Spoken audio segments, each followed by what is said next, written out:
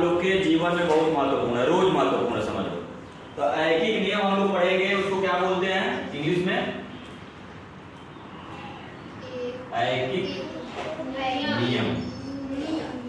इसी को हम बोलते हैं यूनिटरी मेथड। यूनिटरी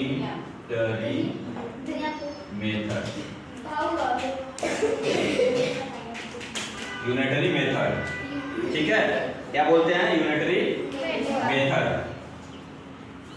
ऐकिक नियम का मतलब एक पर आधारित, जबकि एक दिन हम बताए हुए थे एक पर आधारित कि मुझे किसी एक वस्तु का, एक सामान का या एक किसी चीज का दाम पता है कि कितने रुपए का है, और बहुत सारे ज्यादा सामान का हमें दाम निकालना है। जैसे दे दिया कि एक बुक की कीमत कितनी है?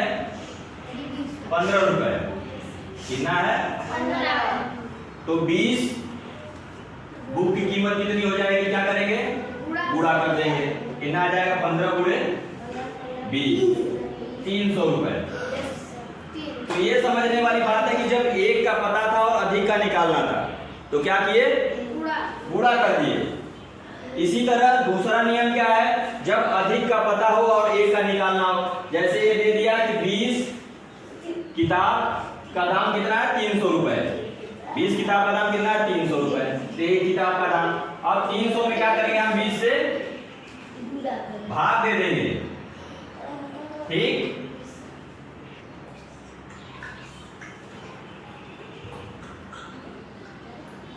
आगे हमारा कितना? 15 रुपए।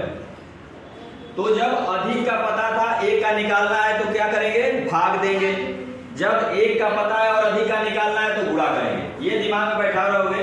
जैसे सामान ही लेने तुम लोग दुकान पे जाओगे जब, तो जैसे पूछोगे 1 केजी चीनी का दाम कितना है भैया? कहेगा 40 रुपए। तो ठीक है, हमें 2 केजी दे दीजिए। तो अपने दिमाग में तुरंत कैलकुलेट कर लोगे कि 1 किलो चीनी का दाम 40 रुपए था तो 2 केजी का 80 रुपए हो गया। 80 रुपए निकाल के दे दोगे।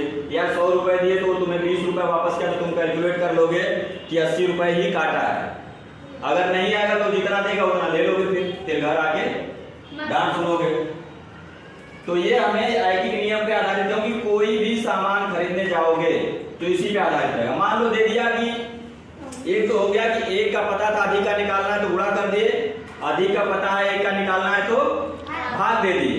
और मान लो दे दिया कि अधिक का पता है और अधिक का निकालना है तो पहले गुणा करेंगे फिर भाग करेंगे। जैसे मान लो दे दिया कि 5 किताब का दाम 25 रुपए है तो 10 किताब का दाम बताओ। आप तो कहोगे कि सर एक का बताए थे, इसमें तो एक है नहीं कहीं, तो इसमें क्या करेंगे? पहले 25 में 5 का भाग दे देंगे और 10 से गुणा कर देंगे।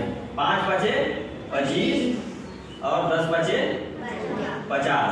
या तो ऐसे करेंगे कि 5 किताब का दाम पता है 25 रुपए, एक किताब का दाम 5 रुपए, भाग दे देंगे।